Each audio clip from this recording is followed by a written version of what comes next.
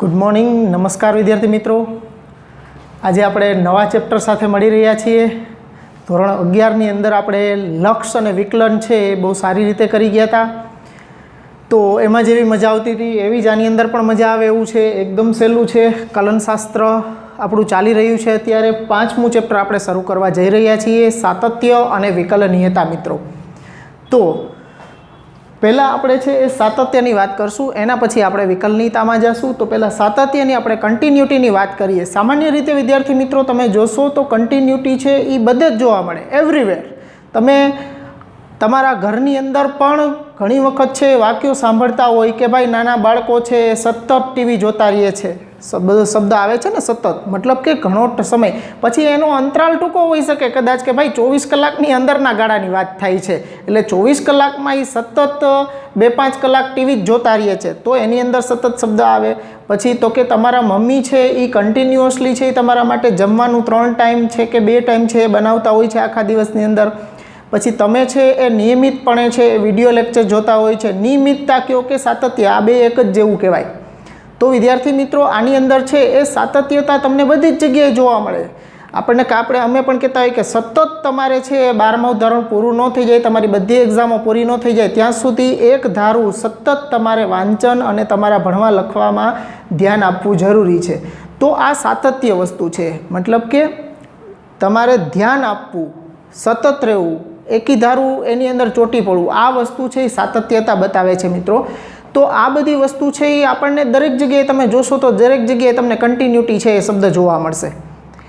तो सातत्य एटले अहींया आपणे जे विधेयनी अंदर वात करवानी छे के आपेला विधेयो छे ए सतत छे के नहीं, ए चकासवानुं छे के ई भाई कंटिन्युअसली काम करे छे के नहीं, एना आपेला अंतराल के एना प्रदेशनी अंदर ई कंटिन्युअस छे के नहीं। कंटिन्युअस मतलब विधेयनी बाबतमां आपणे केवुं होय के विधेय छे ए कंटिन्युअस छे के नहीं, तो एना माटे शुं छे तो कि एनो अर्थ एवो थाय के कोईपण विधेय सतत होवुं एनो मतलब के ई विधेयनो आलेख छे ई पेन उपाड्या वगर छे ई तमे सळंग जो दोरी सकता होय प्रदेशना आ छेडाथी एना प्रदेशना अंतिम छेडा सुधीनो आलेख जो तमे सळंग बनावी शको तो ई विधेय सतत छे ई एना प्रदेशनी अंदर एवुं आपणे कही शकीए।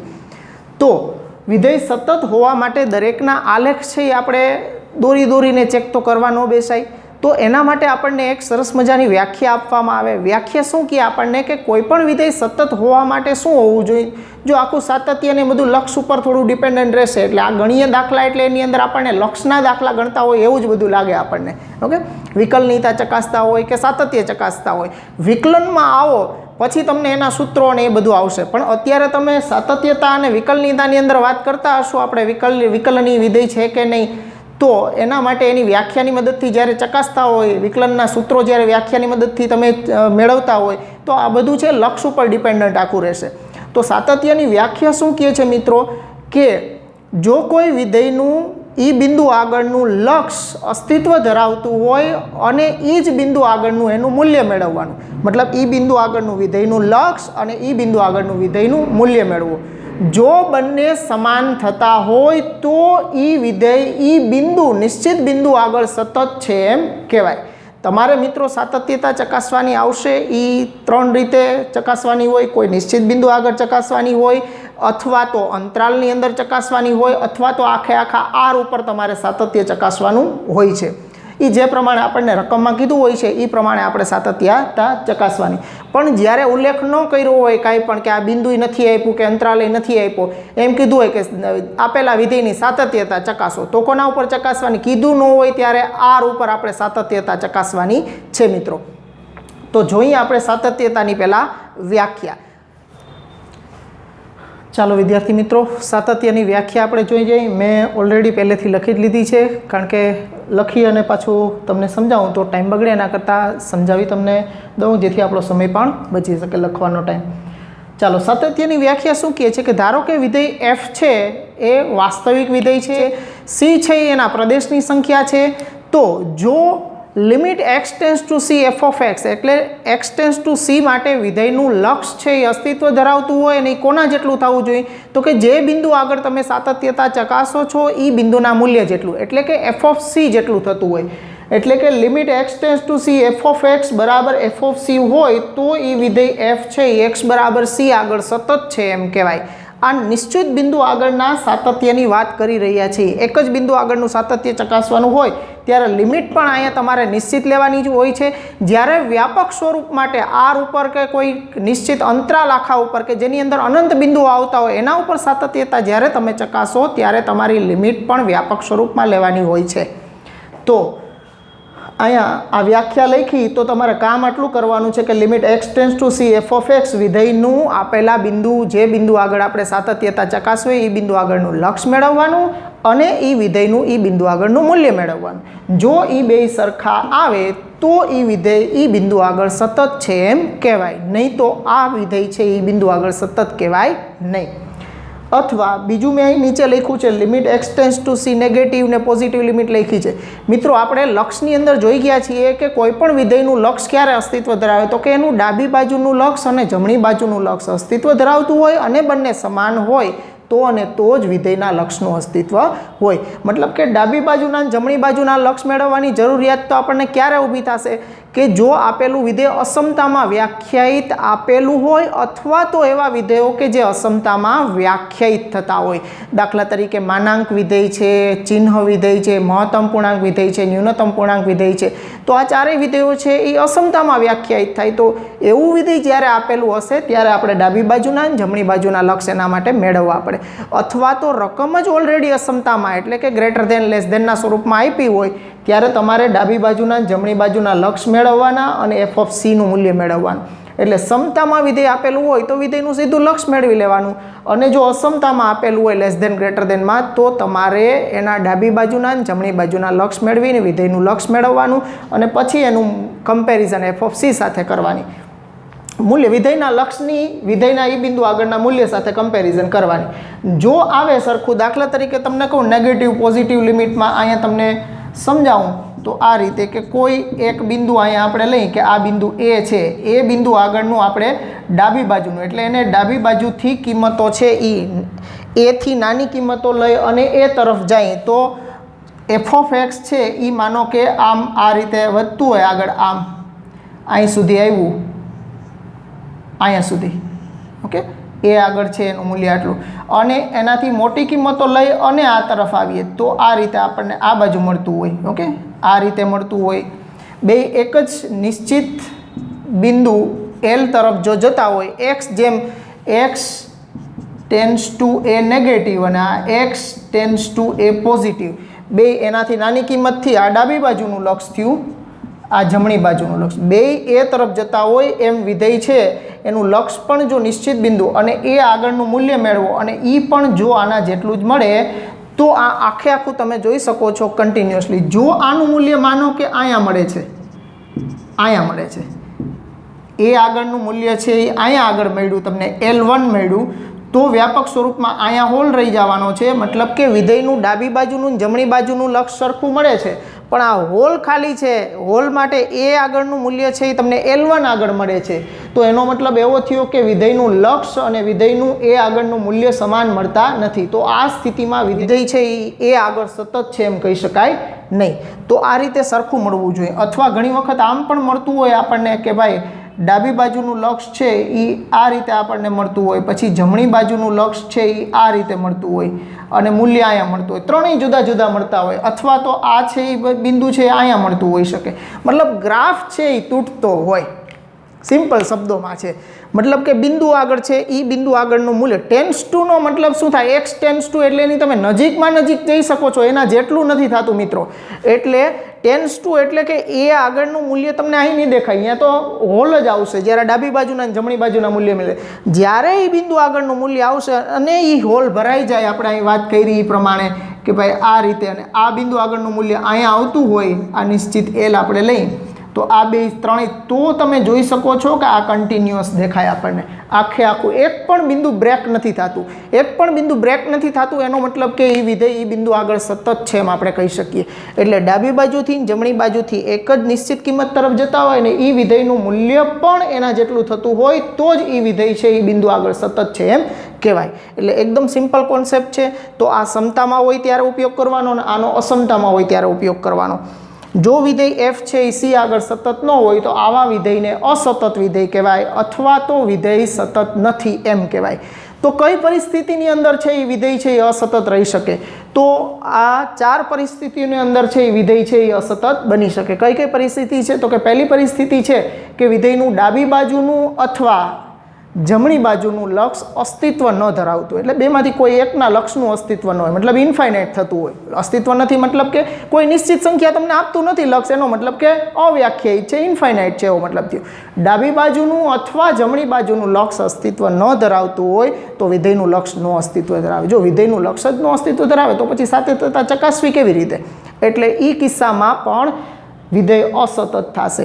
બીજું કે વિધેયનું ડાબી બાજુનું જમણી બાજુનું લક્ષ તો અસ્તિત્વ ધરાવે છે. ડાબી બાજુનું લક્ષ માનો કે 5 મળ્યું છે અને જમણી બાજુનું લક્ષ છે એ 8 મળ્યું છે, તો બેયના લક્ષ તો અસ્તિત્વ ધરાવે છે પણ બેય સમાન મળ્યા નથી.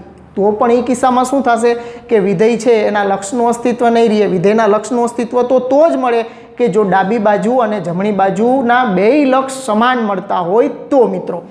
તો બીજા કિસ્સામાં પણ છે એ વિધેય છે એ કેવું રહેશે? અસતત રહેશે.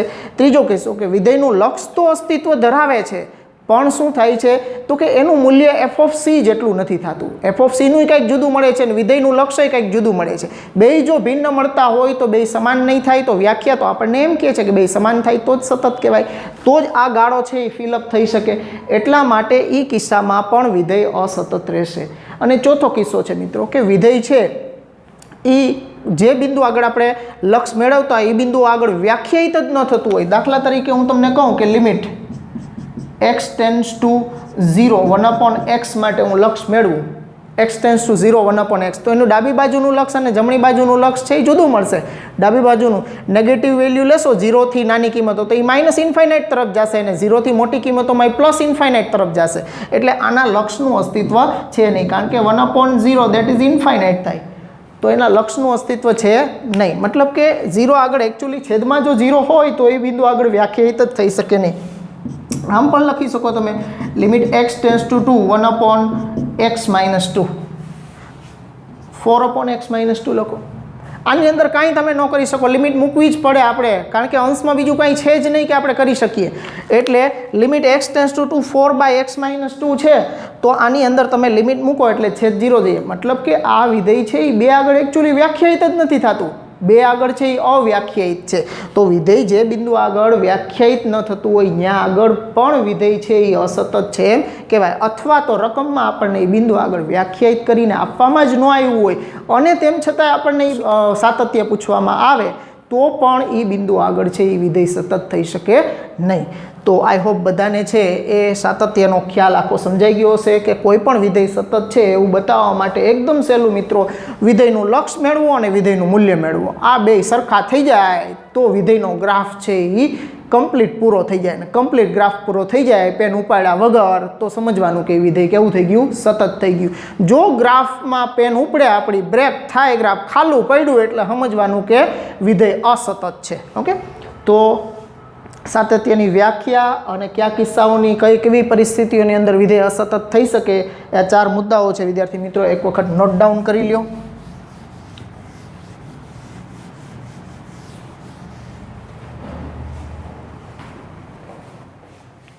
ચાલો વિદ્યાર્થી મિત્રો, એના પછીની થિયરીની અંદર આપણે અગાઉ જે જોયું નિશ્ચિત બિંદુ આગળનું સાતત્ય અને કઈ પરિસ્થિતિની અંદર વિધેય છે એ સતત ન હોઈ શકે.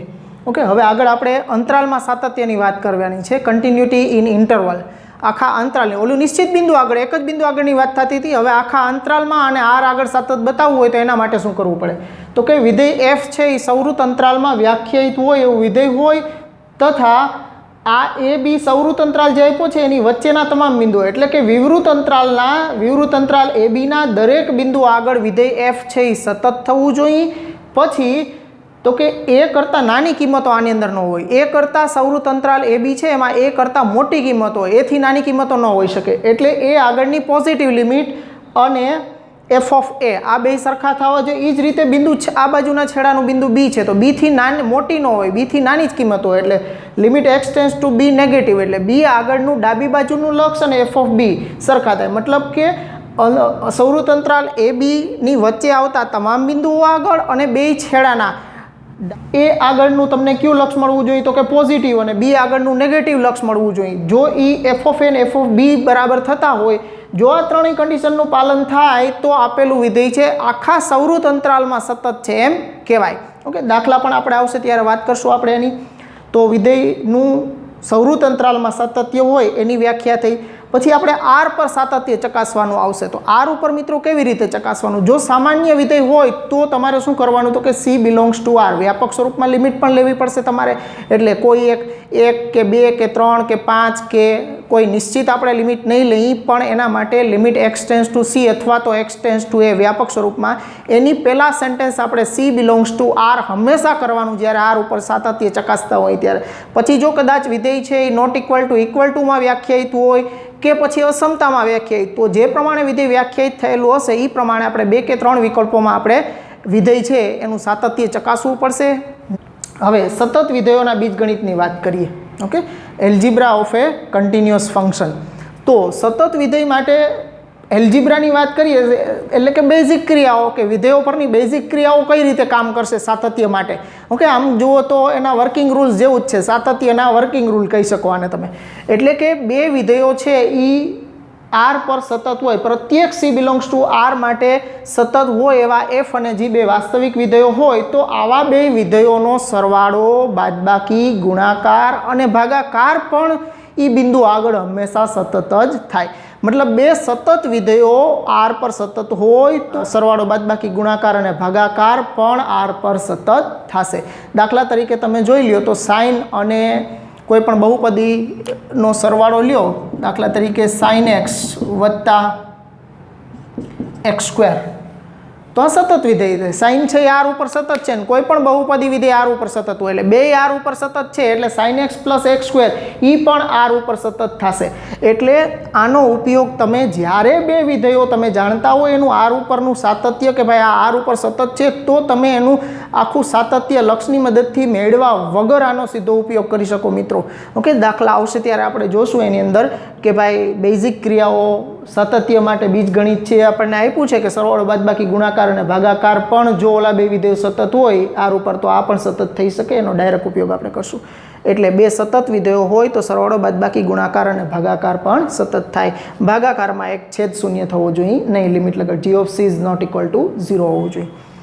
હવે એના પછી સંયોજિત વિધેયનું સાતત્ય ખૂબ જ અગત્યનું છે મિત્રો કે બે કે બેથી વધારે વિધેયો જ્યારે સંયોજનમાં આવતા હોય ત્યારે એનું સાતત્ય કઈ રીતે ચકાસવાનું તો કે એફ અને જી બે વાસ્તવિક વિધેયો હોય અને એફ ઓફ જી છે એ બિંદુ સી આગળ વ્યાખ્યાયિત હોય એવું વિધેય હોય તો અંદરનું વિધેય જી છે એ જો સી આગળ સતત હોય તો બહારનું વિધેય તથા બહારનું વિધેય છે એ જી ઓફ સી આગળ સતત, જી છે એ સી આગળ હોવું જોઈએ અને એફ છે એ જી ઓફ સી આગળ સતત હોય તો આખું એફ ઓફ જી છે એ સી આગળ સતત છે એમ આપણે કહી શકીએ. દાખલા તરીકે તમે આમ કહી શકો કે સાઇન ઓફ એક્સ ક્યુબ લઉં હું તો બારે છે સાઇન છે અને અંદર છે એક્સ ક્યુબ છે તો એક્સ ક્યુબ છે એ આર ઉપર સતત છે અને સાઇન પણ આર ઉપર સતત છે તો બેનું સંયોજન પણ આર ઉપર સતત છે એવું કહી શકીએ.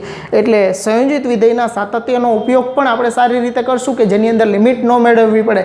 જે વિધેયો પહેલેથી જ આપણે જાણતા હોય કે સતત છે એના વિશે આપણે કેવું સંયોજિત વિધેયના સાતત્યના આધારે કેવું એકદમ સરળ પડશે આપણને વિધાઉટ ફાઇન્ડિંગ લિમિટ. ઓકે, તો વિદ્યાર્થી મિત્રો અંતરાલમાં સાતત્ય, આર પરનું સાતત્ય, સતત વિધેયોનું બીજગણિત જોયું અને સંયોજિત વિધેયનું સાતત્યની વાત કરી. તો વિદ્યાર્થી મિત્રો એક વખત છે એ નોટ ડાઉન કરી લ્યો.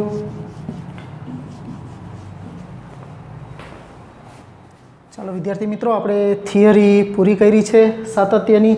હવે આગળ આપણે ઉદાહરણની મદદથી થિયરીના પોઈન્ટનો કોન્સેપ્ટ છે એ આખો આપણે ક્લિયર કરીએ. ઉદાહરણ પહેલું એકદમ સહેલા ઉદાહરણો છે, પ્રેક્ટિસ ખાલી સમજવા માટેના છે. આવા ઉદાહરણો પૂછાશે પણ નહીં, પણ તેમ છતાંય આપણે પ્રેક્ટિસમાં જે વસ્તુ આપણે વ્યાખ્યાની અંદર જોઈ છે એ વસ્તુ છે આની અંદર કેવી રીતે એપ્લાય થાય છે નાના નાના ઉદાહરણો દ્વારા સમજવાનું હોય છે.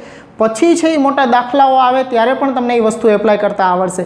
જ્યાં સુધી તમે નાનો બિલ્ડઅપ કોન્સેપ્ટ નહીં કરો, કઈ રીતે આગળ વધવાનું છે એ તમને ખ્યાલ નહીં આવે, કઈ રીતે લખવાનું છે એ બધું તમારો કોન્સેપ્ટ આખો ડેવલપ છે એ નાના ઉદાહરણોની મદદથી ક્લિયર કરવાનો હોય છે.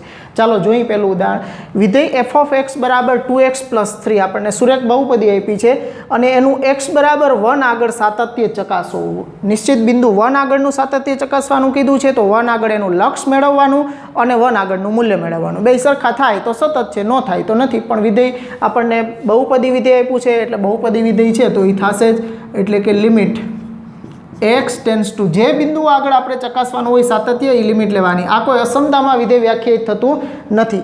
અહીંયા પહોંચશું ત્યારે f of x બરાબર mod x, ત્રીજા ઉદાહરણની અંદર છે એ માનાંક વિધેય, તો એ અસમતામાં વ્યાખ્યાયિત થશે. અહીંયા ડાબી બાજુના જમણી બાજુના લક્ષ આવશે, અહીંયા બહુપદીમાં નહીં આવે. તો limit x tends to 1 f of x બરાબર લિમિટ x ટેન્ડ્સ ટુ 1, વિધેય આપ્યું છે આપણને 2x + 3 બરાબર, આમાં ટેન્ડ્સ ટુ 1 મૂકશું એટલે 2 × 1 + 3 = 5. મતલબ કે આપણને વિધેયનું લક્ષ છે એ 5 મળી ગયું છે. તથા f of x બરાબર 2x + 3 માં x બરાબર 1 લેતા. હવે એનું મૂલ્ય વિધેયનું 1 આગળનું મૂલ્ય મેળવવા વિધેયની અંદર 1 મૂકીએ તો આ 2 × 1 + 3 = 5. એનો મતલબ કે વિધેયનું લક્ષ અને વિધેયનું મૂલ્ય બે સરખા મળ્યા એટલે કે વિધેય છે એ 1 આગળ સતત થયું. તેથી limit x tends to 1 f of x બરાબર f of 1. તેથી f એ x બરાબર 1 આગળ સતત છે. ઓકે, તો આપેલું વિધેય છે એ 1 આગળ સતત છે. તો છે ને મિત્રો એકદમ સહેલું, વિધેયનું લક્ષ મેળવવાનું અને વિધેયનું મૂલ્ય મેળવવાનું. બે સરખા આવે તો સતત, ન આવે તો નથી. ઓકે, એકદમ સિમ્પલ છે. ચાલો એના પછી બીજા ઉદાહરણની અંદર f of x બરાબર x² વિધેય આપ્યું છે 0 આગળનું. તો કરીએ ઉપર કર્યું છે એવું કે લિમિટ x ટેન્ડ્સ ટુ, જે આગળ ચકાસવાનું હોય સાતત્ય એ લિમિટ લેવાની. x tends to 0 f of x બરાબર limit x tends to 0 f of x બરાબર x² એટલે f of x ની જગ્યાએ x² મૂકી દીધા. હવે ટેન્ડ્સ ટુ 0 મૂકશો એટલે 0, એટલે વિધેયનું લક્ષ આપણને 0 મળ્યું. તથા વિધેયનું 0 આગળનું મૂલ્ય કે તથા f of x બરાબર x² માં x બરાબર 0 લેતા શું મળે આપણને, તો કે એ પણ 0 મળશે. ઓકે, એટલે અહીંયા પણ વિધેયનું લક્ષ અને વિધેયનું બિંદુ 0 આગળનું મૂલ્ય સરખું મળ્યું. એટલે કે limit x tends to 0 f of x બરાબર f of 0. તેથી f of x બરાબર x² એ x બરાબર 0 આગળ સતત છે. જો મિત્રો લખાણ કઈ રીતે લખવાનું છે ને એ તમારે જોવાનું છે, ખાસ અગત્યનું. દાખલા નાના જ છે, ઓકે, એમાં કાંઈ નથી, પણ લખાણ કઈ રીતે કરવાનું છે એના ઉપર તમારું ફોકસ રહેવું જોઈએ હંમેશા. કારણ કે દાખલાઓ જ્યારે મોટા દાખલાઓ આવશે તો એની અંદર પણ આ જ રીતે આવું જ લખાણ આવશે. તો કઈ રીતે લખાણ લખવાનું છે, કામ બહુ સિમ્પલ છે. વિધેયનું લક્ષ મેળવો અને વિધેયનું બિંદુ આગળનું મૂલ્ય, એટલે તમારું કામ પૂરું થઈ ગયું. બેને સરખાવવાના, સરખા હોય તો સતત છે ને ન હોય તો સતત નથી. બહુ સિમ્પલ વસ્તુ થશે. ચાલો હવે ત્રીજા ઉદાહરણની અંદર f of x બરાબર mod x છે. તો પહેલાં એને વ્યાખ્યાયિત કરી દઈએ. f of x બરાબર mod x, x greater than or equal to 0 હોય ત્યારે mod x બરાબર x અને x લેસ દેન 0 હોય ત્યારે mod x બરાબર -x થશે. આપણે જાણીએ છીએ માનાંક વિધેય કઈ રીતે વ્યાખ્યાયિત કરવાનું છે. 11માં પણ આપણે વિધેયોની અંદર ને બધામાં વ્યાખ્યાયિત કર્યું છે. તો આ રીતે અસમતામાં વ્યાખ્યાયિત છે ને આપણે 0 આગળનું સાતત્ય ચકાસવાનું છે ને 0 આગળ જ આ અસમતા બનાવી રહ્યું છે. તો તમારે જે બિંદુ આગળ સાતત્ય ચકાસવાનું હોય ને એ બિંદુ આગળ જ જો અસમતાઓ રચાતી હોય તો તમારે એના ડાબી બાજુના અને જમણી બાજુના લક્ષ મેળવવાના છે. કદાચ આ વિધેયનું લક્ષ તમને 5 આગળ મેળવવાનું કીધું હોત તો 5 કેમાં આવી જાય, x greater than or equal to 0, આની અંદર 5 આવી જાય તો f of x બરાબર x. એના માટે એમાં નેગેટિવ પોઝિટિવ લિમિટ લેવાની જ નથી તમારે. એટલે કે જે બિંદુ આગળ ચકાસવું હોય ને એ બિંદુ આગળ જ અસમતાઓ રચાતી હોય તો જ તમારે ડાબી બાજુના અને જમણી બાજુના લક્ષ મેળવવાના છે. તો મેળવીએ આનું ડાબી બાજુનું અને જમણી બાજુનું લક્ષ. Limit x tends to 0 negative f of x બરાબર limit x tends to 0 negative.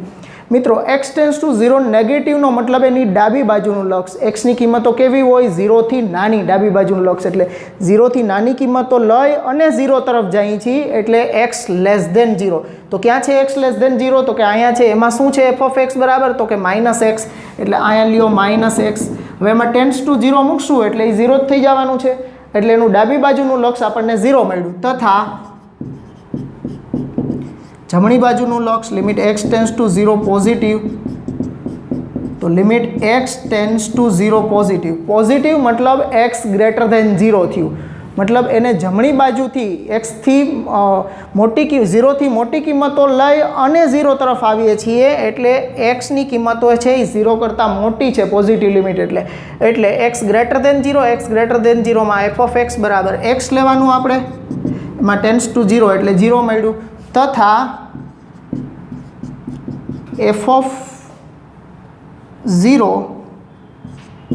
બરાબર પણ 0, એટલે કે જ્યાં ઇક્વલ ટુ 0 આપણે રાખ્યું છે greater than or equal to 0, greater than સાથે જ ઇક્વલ ટુ 0 રાખવાનું, લેસ ધેન સાથે રાખી શકો, કાંઈ ફેર ન પડે, પણ તેમ છતાં ગ્રેટર ધેન સાથે જ રાખવામાં આવતું હોય છે. એટલે આમાં 0 મૂકું તો 0 જ મળશે. એટલે તમે જોઈ શકો ડાબી બાજુનું લક્ષ, જમણી બાજુનું લક્ષ અને 0 આગળનું મૂલ્ય ત્રણેય સમાન મળ્યા છે આપણને. તો આપણે વિધાન કરીએ કે limit x tends to 0 negative f of x બરાબર limit x tends to 0 positive f of x બરાબર f ઓફ 0. ત્રણેય સમાન છે, તેથી f ઓફ x બરાબર મોડ x એ x બરાબર 0 આગળ સતત છે. ઓકે વિદ્યાર્થી મિત્રો, બધાને વ્યવસ્થિત સમજાઈ ગયું હશે કઈ રીતે અસમતામાં વ્યાખ્યાયિત થતું વિધેય હોય એને પહેલાં અસમતામાં વ્યાખ્યાયિત કરવું પડે, અથવા તો રકમમાં જ ઘણી વખત અસમતામાં વ્યાખ્યાયિત કરીને આપ્યું હોય ત્યારે પણ તમારે આ રીતે ડાબી બાજુના અને જમણી બાજુના લક્ષ મેળવવા પડશે. તો વિદ્યાર્થી મિત્રો એકદમ સહેલું છે સાતત્ય, જરાય ગભરાવાની જરૂર નથી. જેમ જેમ દાખલાઓ આવતા જશે એમ તમને છે એ સમજાતું જશે, પણ મુહાવરો થોડો રાખવાનો, લખવાનું કેમ છે એની પ્રેક્ટિસ કરવાની છે બધા મિત્રોએ. તો આજે 3 ઉદાહરણ કર્યા છે એ તમે પ્રેક્ટિસ પણ કરી લેજો કે જેથી કરીને તમને પણ લખાણ કરતાં ફાવી જાય. તો આવજો મિત્રો, આજનું સેશન અહીં સુધી જ રાખીએ. Good bye, have a nice day મિત્રો.